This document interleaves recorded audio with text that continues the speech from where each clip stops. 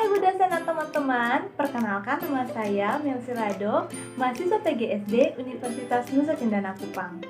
Dalam video kali ini, saya akan menjelaskan tentang apa itu keanekaragaman hayati untuk memenuhi tugas dari mata kuliah Pendidikan Lingkungan Hidup.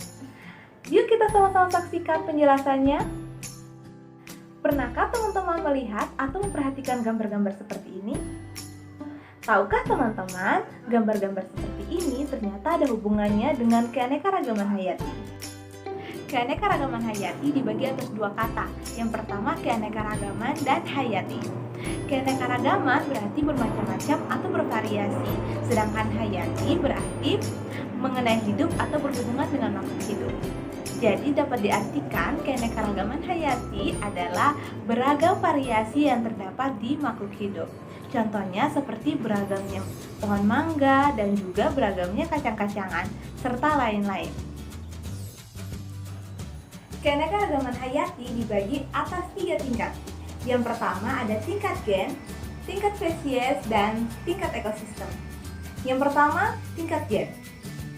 Gen dipengaruhi oleh variasi gen yang menyusun makhluk hidup.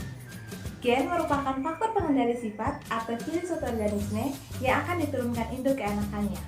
Bila susunan berbeda, maka penampakannya berbeda, baik sifat maupun secara keseluruhan. Contoh tingkat gen di lingkungan tempat tinggal saya, yang pertama adalah bunga keladi.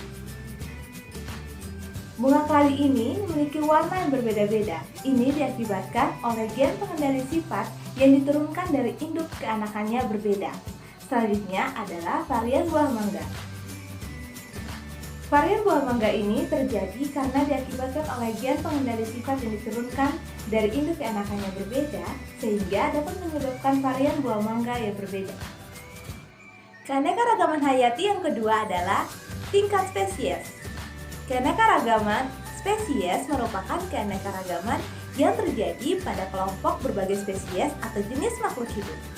Keanekaragaman ini dipengaruhi oleh perbedaan habitat tumbuhnya yang memberikan ciri tersendiri. Keanekaragaman ini terjadi dalam genus atau famili yang sama pada suatu tempat. Contoh tingkat spesies yang terdapat di lingkungan tempat tinggal saya, yang pertama ada jahe dan kunyit.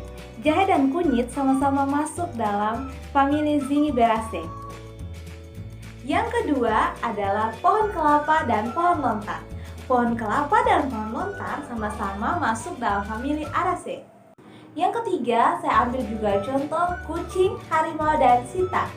Kucing, harimau, dan sita sama-sama masuk dalam famili Falidae.